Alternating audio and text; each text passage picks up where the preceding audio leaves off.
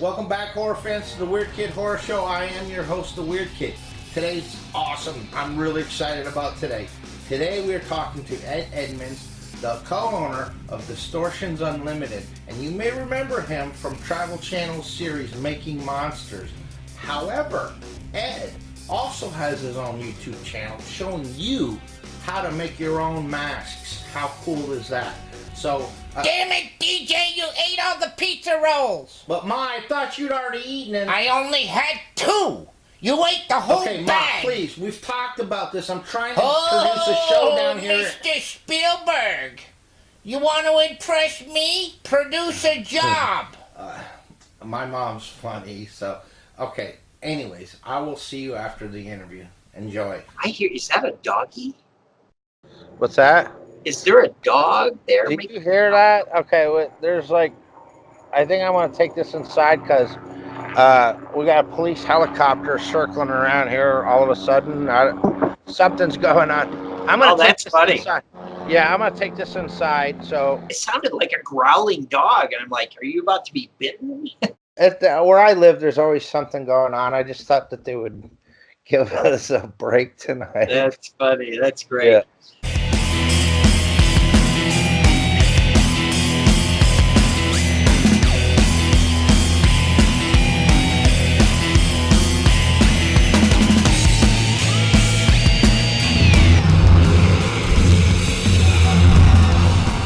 We're here with Ed Edmunds. Thank you, Ed, for being on the Weird Kid Show. No, glad to be here. Ed Edmund, the CEO, Big Cheese, Grand Poobah of Distortions Unlimited. Well, you better talk to Marcia about that, but we'll go with it for now. Yeah, and a lot of the viewers too might recognize you from Travel Channel's Making Monsters, a series that I'm very fond of. That I never missed an episode of that. Yeah, we enjoyed that. It was one of those moments in time where it just was, I don't know, the perfect crew, the perfect production company. The Travel Channel gave Warm Springs a lot of freedom and let the thing be real, and it was great. But that didn't just fall into your lap. I mean, there's a whole entire story that had to have unfolded to get up to that point. A lot of blood, sweat, and tears. So I would almost like to start at that point there. Let's Sure. go back to an Ed that's, let's say, 7 years old. 7 years old. Okay, let's see now. Probably not a monster kid yet. Make it one more year. Make me 8. 8 years old. Okay, Okay, I'm 8 years old. All right. And I am in Long Grove, Illinois, sitting in class, Uh-huh. 3rd grade. And some kid brings in a Famous Monsters magazine. And I'm a country kid. You know, I grew up on a farm, not a working farm, right? My dad and grandfather worked in they owned a cash register business and so forth in Mount Prospect. But we were on a farm with horses and all this stuff.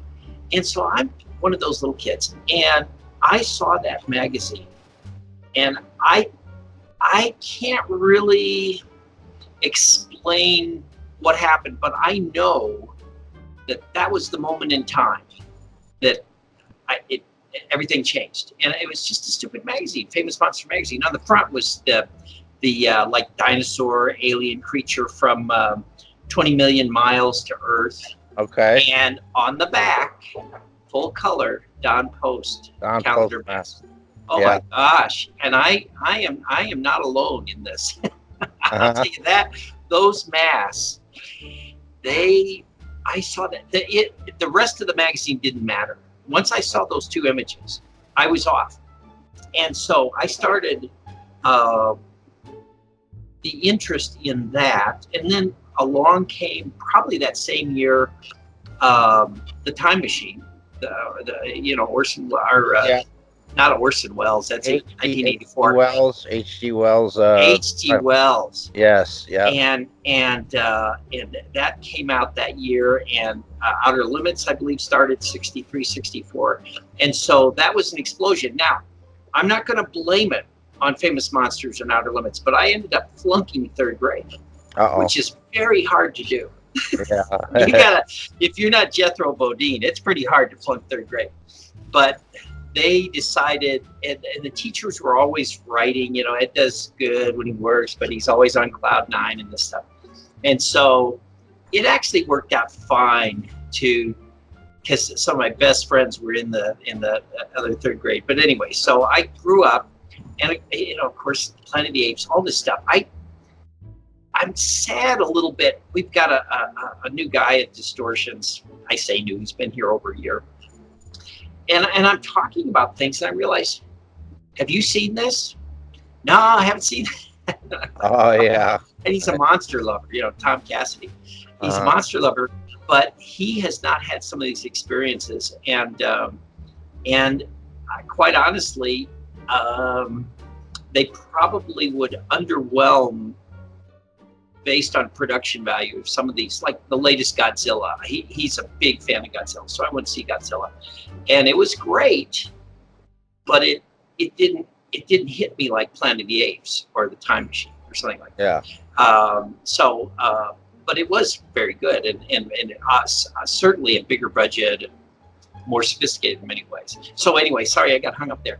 But so I just kept going along, and as I was still at Long Grove. By the time 7 more years passed, I was 14. I sculpted my first oil-based clay Frankenstein, and so I kept sculpting things. I sculpted Planet of the Apes makeups and things, and then in '72 we left Long Grove and came to Colorado, and so I'm still doing this stuff. And I had a bunch of dental work done, and my dentist was our next door neighbor. He's right behind us. And he made a cast of my face with alginate and poured dental stone in it so I could do stuff. And so I kept doing my monsters. I'll tell this story. I've told it before, but in case somebody's listening to this. So Joe Scheibel, who died recently, calls me over one night and says, "Hey, bring some of your stuff. My brother's here, and he'd like to see it." So I said, "Okay." So I bring over some junk, and he looks at it, and he turns out he's the head of the art department at the local college. And he offered me a scholarship on the spot to make monsters for art credit. Now, this was just, here it is, on a silver platter. And you know what I said? I go, nah, I just don't see how I could make a living doing that. And it's like, no. Yeah. But it tracked me down anyway, because I kept in the business. I made a costume mask for a costume, and ended up a retailer started carrying them, and it took off anyway. And so it just, I don't know, it just, it kept evolving. I started just doing masks and things, and then started props, and then we did full body displays, and then we created a prop that changed Distortions completely. One prop, and in fact, it changed the haunted house industry completely. And it was just one of those, again, moments in time. And so we went merrily on our way off into Savage animatronics. Wow. And that was too long an answer to your question, I'll bet. No, it's I love it. It's very interesting. But like, let me ask you, because like back then, there really wasn't a lot of resources like on how, I mean, I talked to special effects guys. They said like in their experience, the closest thing to anything was a little paper magazine that Dick Smith had put out on how to make, movie monster makeup. Oh yeah, right. And there was no internet. There wasn't anything. You couldn't go to a library and pull books off a shelf about foam latex or rubber or anything like that.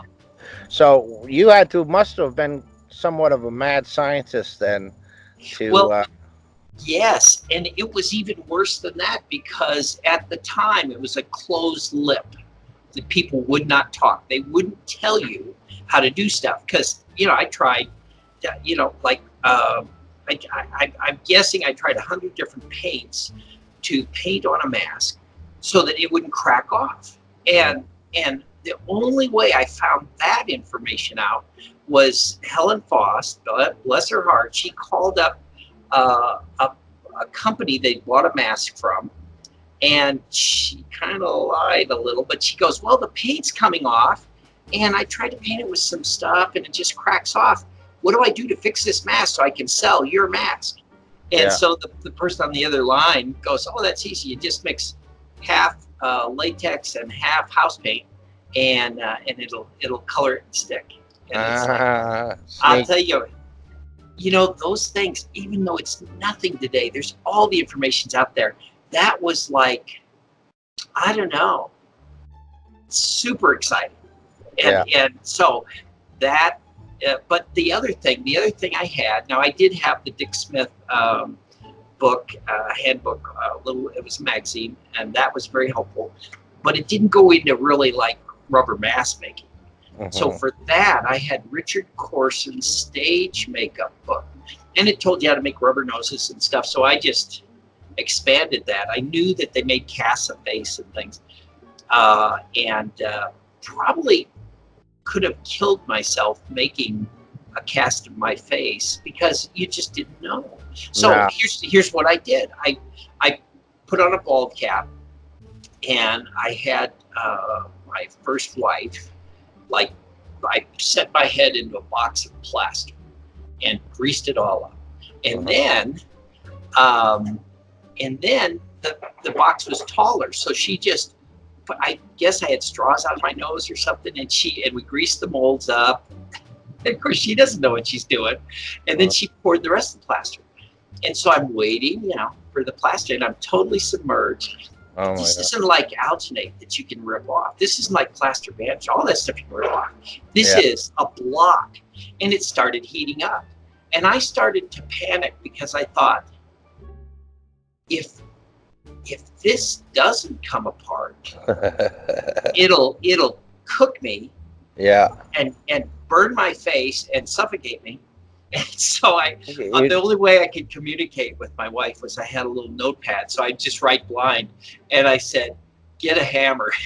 That freaked her out, But I had tested it, but then I felt like it was firm enough I could do it, and I just sat up, and they came apart, and I was able to pull it off. But boy, I did some dumb stuff. And I think you would have made a good doorstop, maybe. Well, I could have been. It would have smelled a little at the edge, but yeah. That's fascinating. But you figured all this stuff out then. I mean, I had to, and I don't know that I figured out the right way, but I figured out a way that worked, and went merrily on my way, and I had to learn everything. In fact, I was in the business for many years before Giardu came along, and so I had him out. This is, who knows, 90s or something. And we had him out to do some sculpting. And he's using these little rakes. And I'm like, what's that?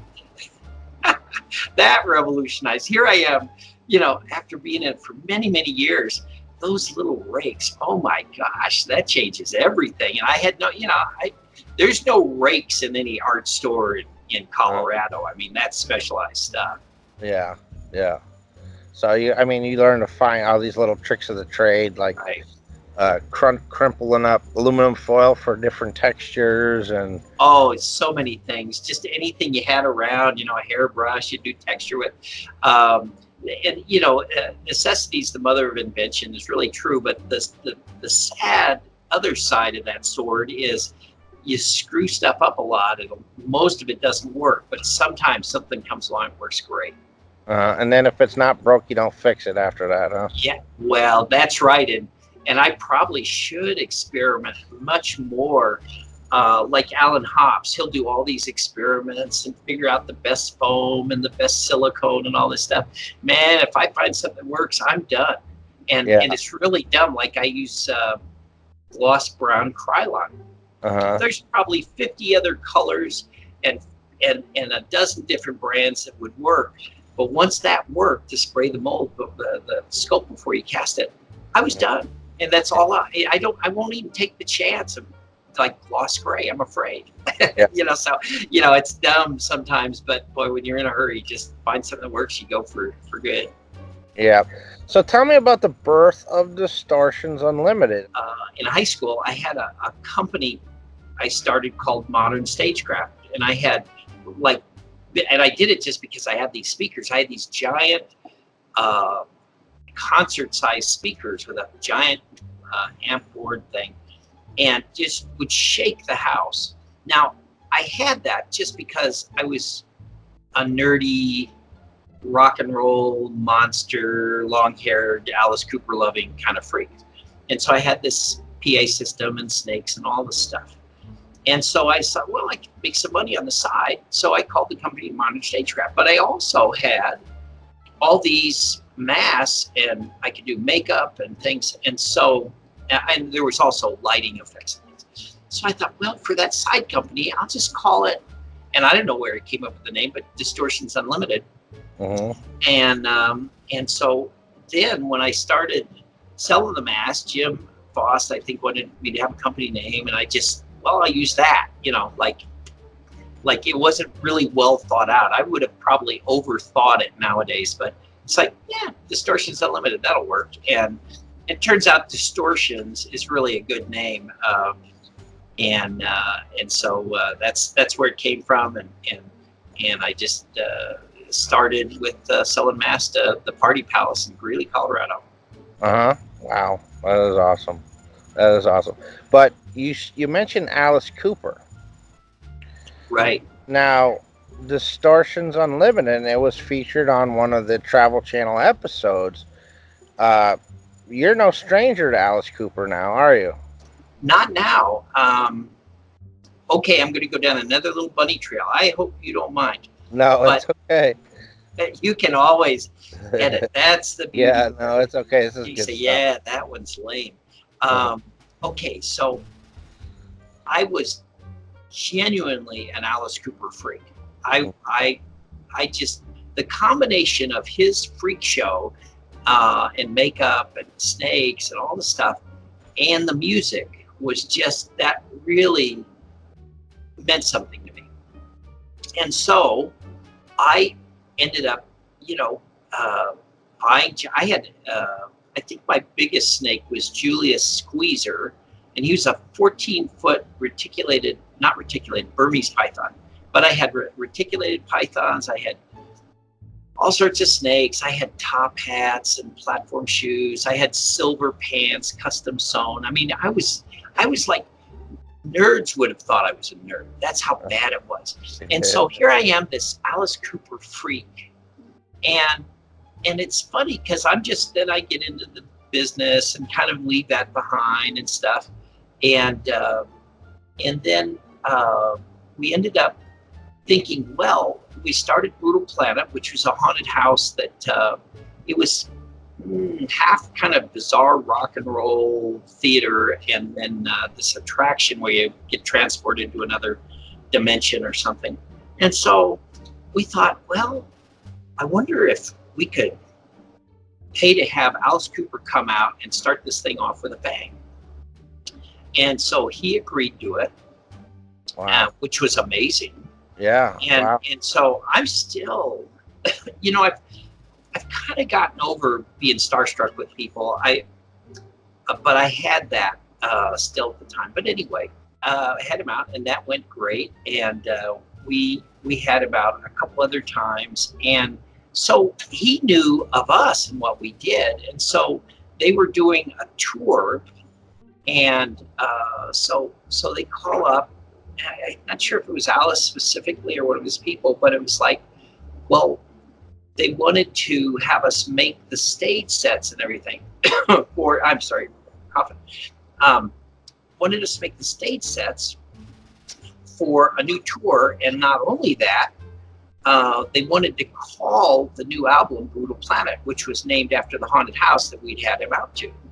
And so by that time we had just sold, this is after maybe that we were in the Brutal Planet the third year, we'd sold it to Six Flags. And so I'm like, you can call it Brutal Planet if you want. I don't own those words anymore, but and he did, and so he came out to Distortions, and that was okay. So here's the moment, because I miss a lot of these. I've looked back on my past. I realized I've had a lot of amazing moments in time, but I was just so busy.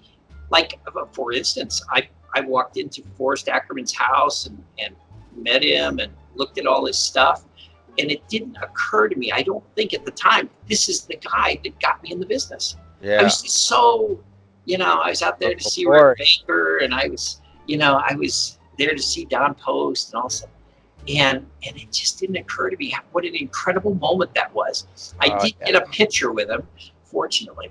So anyway, back to Alice Cooper. Now, so Alice Cooper is out there. We're talking about the stage props, which was very elaborate. It was a big, we did a lot of big, elaborate props for him, including a car that we had to dismantle and make light so it had handles so you could put this car on stage. And so Shep shows up, his long-time wonderful manager, and he got in on the meeting, plus a couple other people with the team, and so he shows up, and after the meeting he goes, hey, I have the gold disc. Now this would have been, he was out for a commercial for Six Flags, and this was later when they were wanting us to do the props, but he had the gold disc from the studio sessions for the CD Brutal Planet. Now, and Shep goes, you want to listen to it? And I'm like, well, yeah. And so we go in the office. I had a stereo system in there, and he puts it in, and the title song is called Brutal Planet. And so me and Shep and Alice are in there. I can't remember if Marsha was in there or not. But anyway, so it's going, and Alice says before it starts, he goes, you're going to love this. It's got Old Testament, it's got New Testament in it, and all this stuff. And he was excited about it, about the lyrics and stuff. And he played that. It's actually a really good song. And then he starts singing to the CD in my office, and I'm like, okay, I see it. He's named this album Brutal Planet, which is the name of the haunted house. And here I am, this Alice Cooper freak kid, and Alice Cooper is in the office singing this Brutal Planet song, and it was just surreal. You couldn't miss it. I've missed a lot of cool things that have happened in the past. I didn't miss that one. And it was like, then you start to go, how does that happen? How does that, how could that be? So anyway, so we know Alice well, and he's a really great guy. And I don't know him well, like we send him Christmas cards or anything, but we certainly where we helped did a bunch of stuff for this latest concert.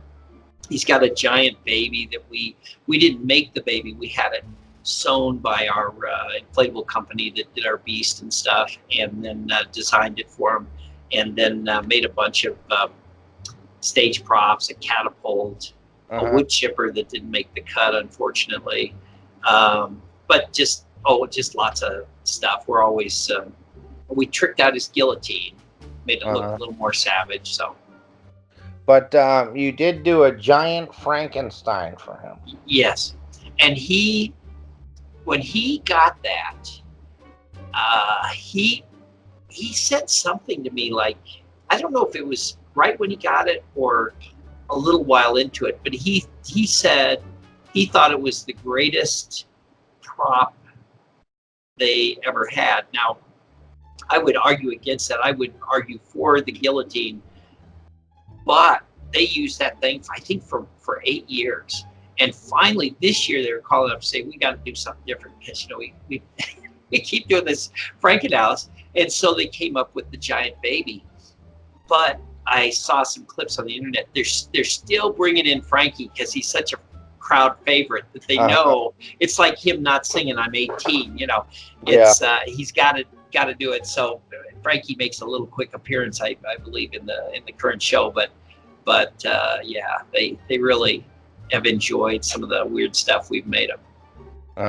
Now, one thing that I noticed about you, Ed, in one of the Travel Channel episodes when you guys were putting together the Frankenstein for Alice Cooper, the sculpt, the clay, split in half overnight.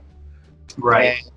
And so I'm sure that stuff, especially when you're under the gun, you have a deadline, and things go wrong. You really seem to handle pressure very well, and then just come up with a contingency plan and go with plan B to get things back on track. Right.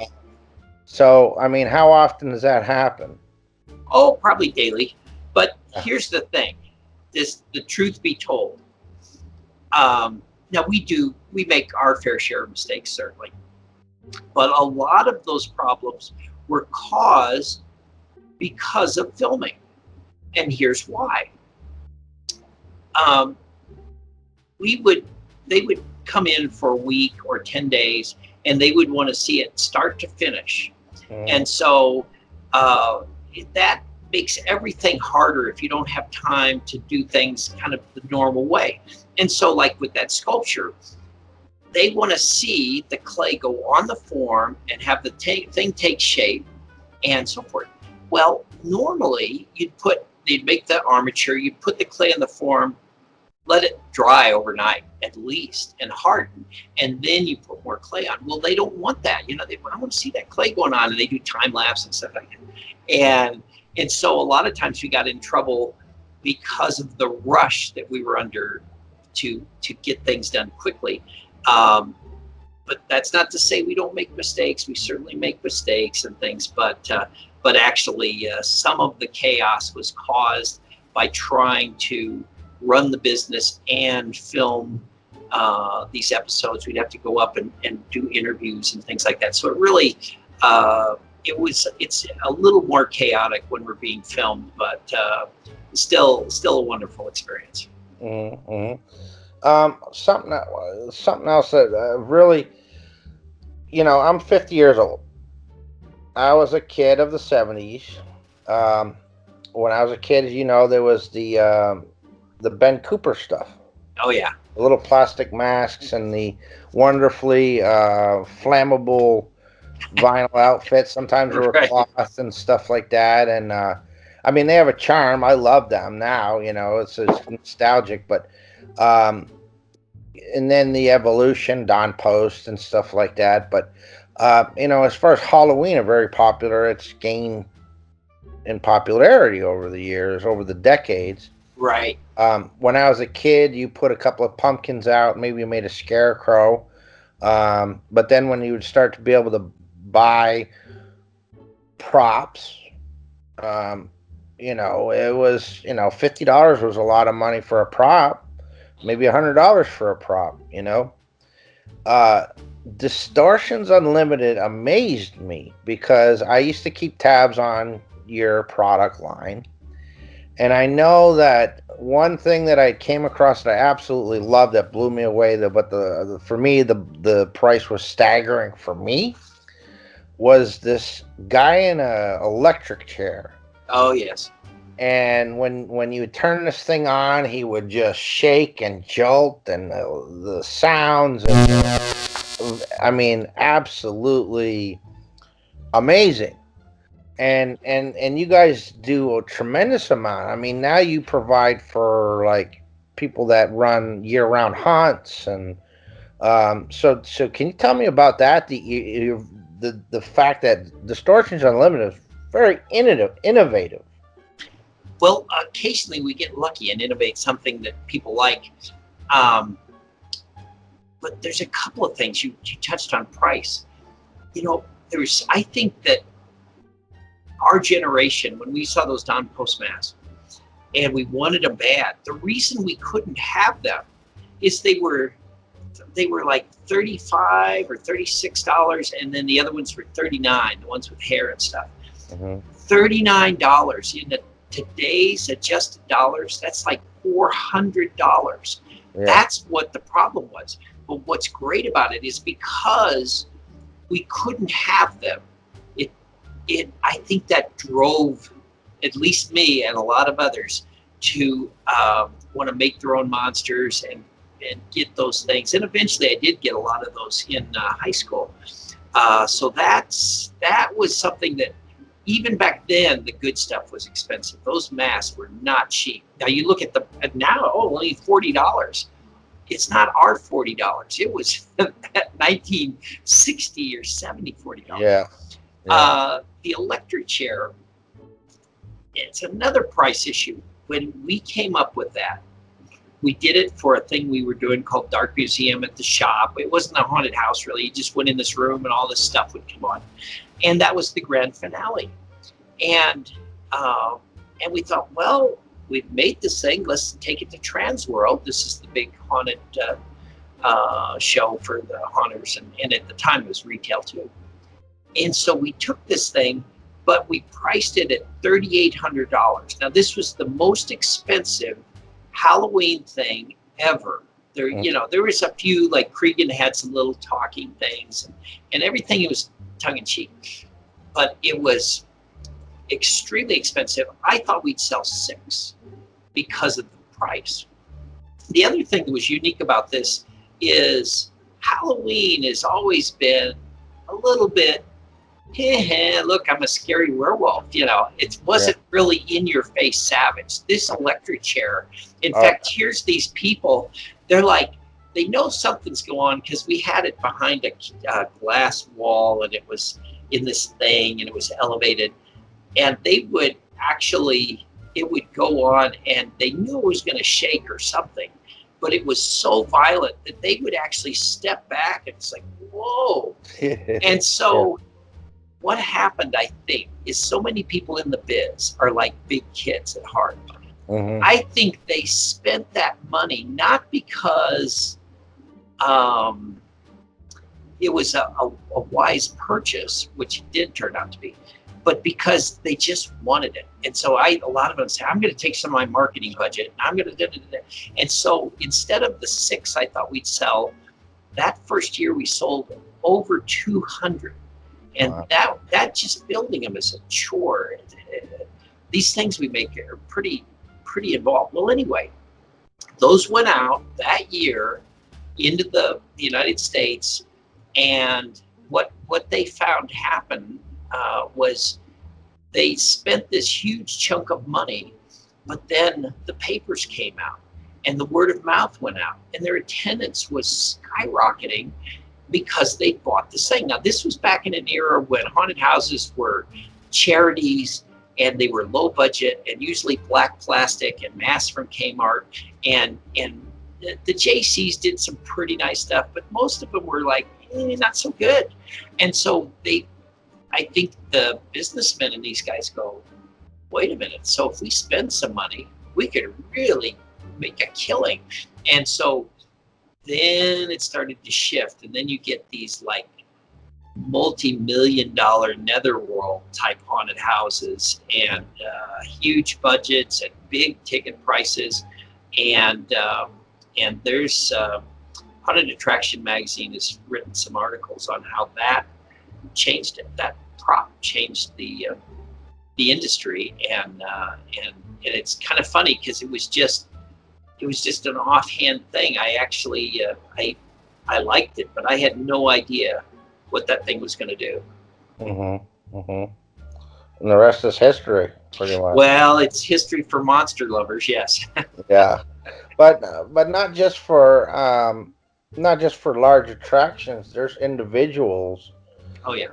That invest a lot, because I know that Dick Van Dyke he puts on a haunt every year, doesn't he? Yes, and he bought one of those. The first time he called, he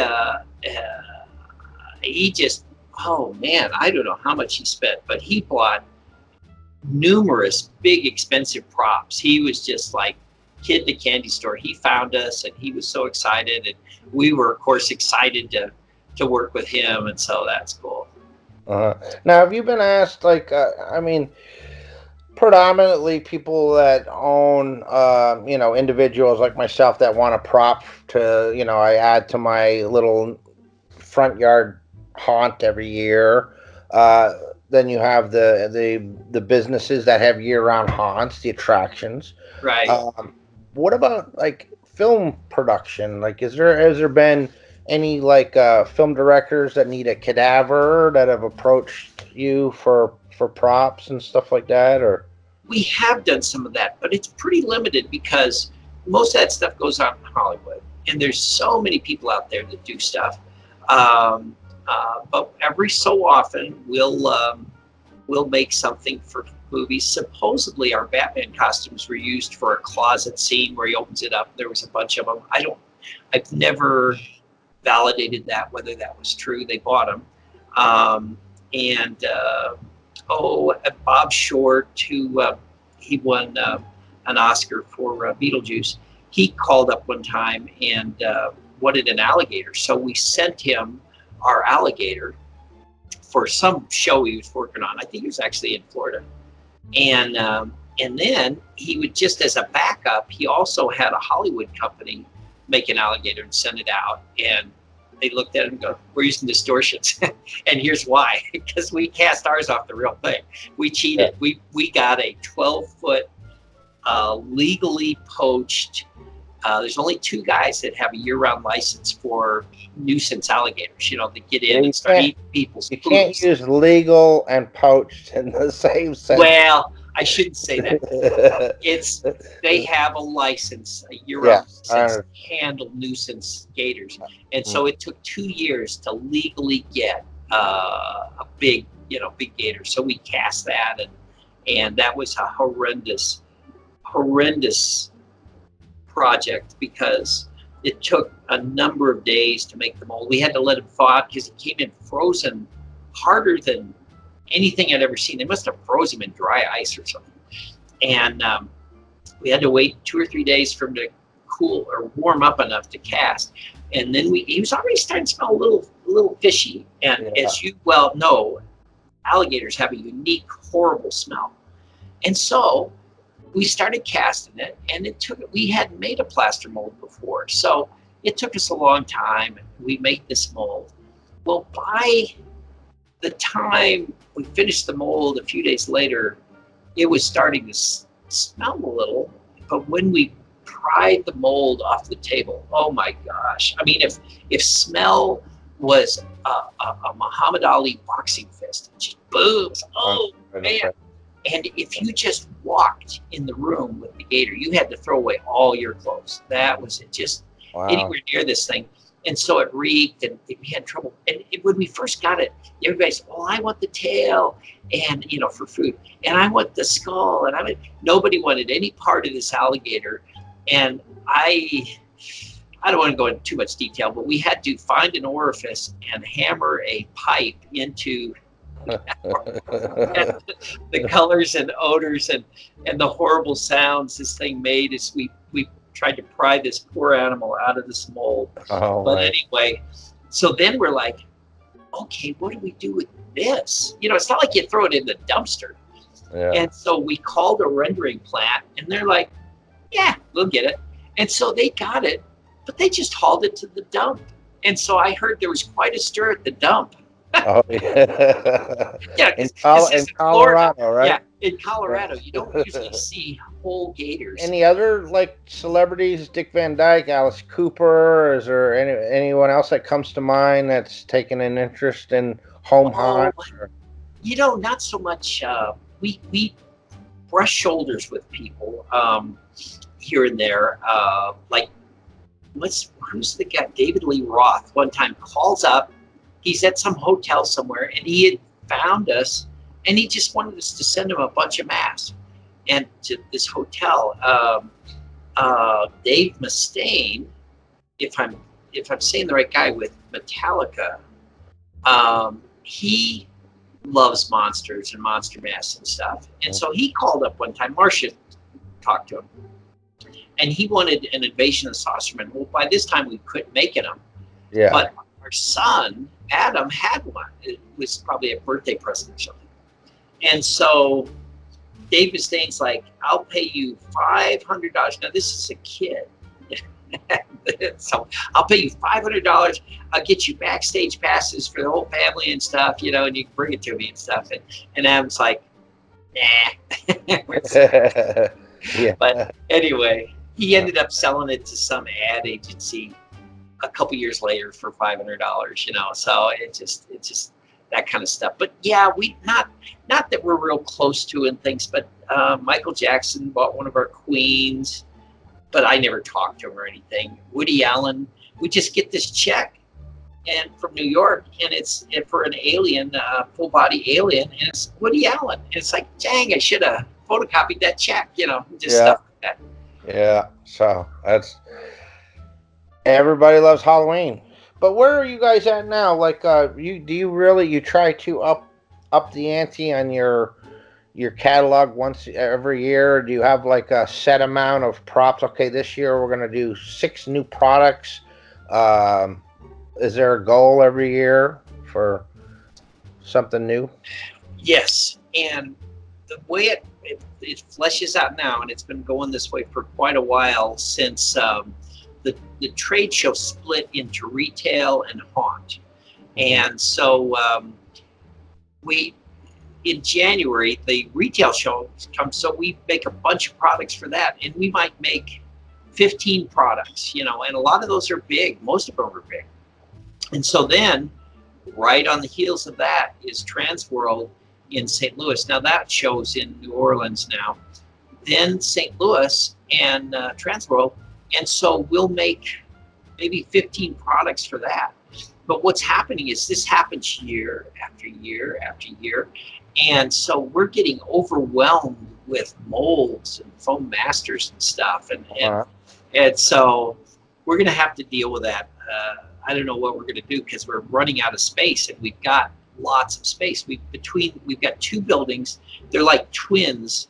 There's a tunnel below ground between the buildings, and then there's a landing above ground. And so we use both buildings, and we've got 44,000 square feet combined, and we're still starting to get squished. So we got to do something with molds. So yeah, we make a lot of stuff every year. Wow. Okay. So and do you are you hiring? We do, but very little. You know, we've got our core group, and then when we get in the heat of the season, we'll hire a little bit more. But we ended up hiring 2 guys last year that, man, they were so good. They ended up sticking. One is Tom Cassidy, I'd mentioned earlier. He is a fantastic sculptor. He's a Savini School graduate. And then Crow is Adam Crow. He's like really passionate too. And so between those 2 guys, we ended up keeping them. But normally it's just our core staff. We put all this stuff out, which is an insane amount of stuff just with, you know, but for us, it's easier to have long-term talented people that know what they're doing, you know, get at it, than hiring all these new people and trying to show them stuff. It's just very difficult. Yeah, that's cool. Something I wanted to ask you, I'm a little confused about, Ed. This is when you started, just like Lon Chaney. It reminds me of Lon Chaney Sr. Lon Chaney Sr. kept his secrets guarded very closely. Right. He didn't want to let anyone know how he did what he did. Right. When you were trying to learn this stuff, everyone was very tight-lipped and didn't want to share. Right. But yet now, I see that you have a tremendous amount of YouTube videos giving away for free all these trade secrets. Yeah. That's payback for all the guys that wouldn't talk. Uh-huh. The guys that kept everything secret, that it just made it really hard. It wasn't that it was going to stop. It just made it really hard to get into the business back then. Nowadays, it's very simple, and there's tutorials on all sorts of stuff. I would say there is a difference between what we're doing and what a lot of other people are doing, and for good reason. A lot of the guys that are doing tutorials also sell themselves, to hire out for movie studios or whatever projects. And so they want it to look mysterious and they want it to look amazing. And so they're maybe not as inclined to, this is easy, just do this, Yeah. With Monster Lab, I want to strip it down and get it so that anybody could watch that video and go, I could do that. And they have. In fact, I can't tell you how many people have written and said things like this. One guy's particular. He said, well, I watched a Jordu Shell video and I realized that I would never even be able to be as good as his rough. And so I gave up. And then I happened across one of your Monster Labs and I watched it and I thought, I could do this. And so he sculpted his first mask. Now, someday he may get to where Jordu is, but he'll never get there if he doesn't get started. And you got to get started without being overwhelmed. So I try to keep it really simple and little things like, it's nice to have a bust, a head bust and things to sculpt on. To me, that's another wall that they have to jump over. So a lot of them, I'll just say, gotta get a board, screw on a 2x4 and slap some clay on, and so that there's minimal things that they have to know and buy in order to get started. And so there is some key sculpting tools and things, but I mean, you could watch a Monster Lab and go out and spend $50 and man, you've got a mask that week. You could make a mask. And so that's kind of, I wanted to strip away all the wow, that's like magical and that guy's so talented, and get them to realize that anybody can do it. You just have to put it in the time. You got to know some tricks. You got to have some tools and the right materials, and anybody can do it. Now, not everybody's going to be as good as Jordu Shell, including myself. Yes. But it's, I think sometimes people don't realize how good they are until they do it. So. Yeah. For one, I really appreciate you for doing that, because it isn't, I've watched the videos and you're right. You stick with the Krylon. Right. Is it? Yeah. Leather brown. Yeah, because you talk about that in the videos, but it's in layman's terms, right? And me, that's how the only way that I'm able to learn, and it's so simple. And so maybe we can challenge the viewers to go ahead and try this, and then maybe share photos with the results, because I'd encourage anyone to go watch your videos if they're interested in doing it. I would suggest they watch it. And we even have people watch the videos that have no intention of ever sculpting. The other thing that we do is we try to make it entertaining. To sit there and watch a guy sculpt for 3 hours is not high energy entertainment. And so there's times when I feel like I can speed this up here and they can see what's happening without, wasting 45 minutes. And so we speed it up. We add funny stuff. When I edit these, now sometimes Adam edits, but when I edit, I'll add special effects and things and music and whatever, so that it's kind of like an easy read. You can just sit back and be entertained as you're learning, instead of just, I'm bored out of my mind. So that to me is important, from the artistic standpoint, that people will enjoy the process.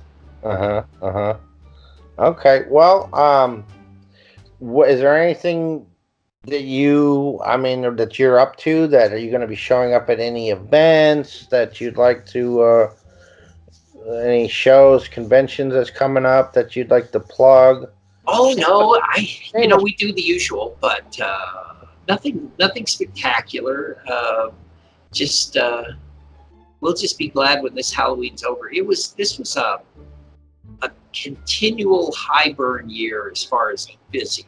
It's just been really, in this last, maybe it's been 6 or 8 weeks. It's just like, that's why it's so late, because it's Sunday and it's late, and that's the only time we could squeeze this interview in. So are you are during, season working 7 days a week? Yes. Now, not the whole crew. The crew, we actually started a thing that works really great during most of the year. We work 4 10-hour days, or roughly, and then they have Friday, Saturday, Sunday off, and they love that. And I kind of like it, because then we come in, it's a lot more peaceful on the weekend. But generally speaking, Marcia and I are there 7 days a week. Maybe that's not right, but that's what it is. Yeah, you got to keep the captain has to go down with the ship. That's right. It's been sinking for months now. Well, that's awesome, though, and it's paid off, because I'll tell you what, you deliver amazing. You have an amazing product line. Well, thank you, and I've realized over the last year or two, I'm not the best. We're not the biggest. Our claim to fame is I personally, at least, have probably made more monsters than anybody in the world. I can't verify that, because you don't know. But I thought about that at one point. It's like, who went from a kid to an old man making monsters every day of their life for 40 years. I don't know, and I'm sure there's people who made a lot of monsters, especially there's some people in China. I'm sure they've made a bunch, but it's kind of hard. I think I can tell you too. I can tell you it's probably some kid from the country in Illinois that got a look at a famous Monsters from Filmland magazine back in the 7th grade. It could be. Yeah. Could be. Yeah. So let me ask you one final question, Ed, before we wrap this up. Is there any chance I could come sleep on your couch and eat your food? And I'm trying to get out of here. My mom's driving me nuts. So your mom, she's bugging you a little bit, wanting you to grow up.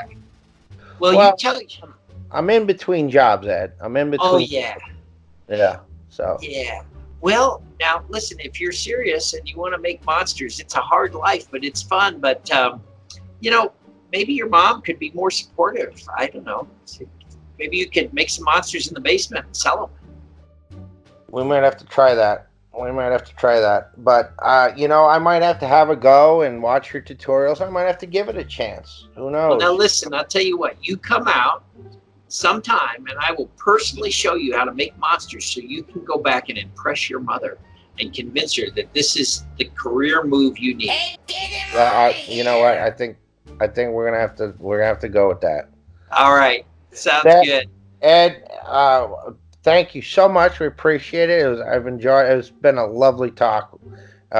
You've given me some awesome information, some great stories. And I really appreciate you taking the time out of your busy schedule to do this interview on the Weird Kid Show. No, glad to do it. It's a lot of fun. All right. Thank you so much. All right. Thanks. Tell your mom I said hi. All right. Yep, I will.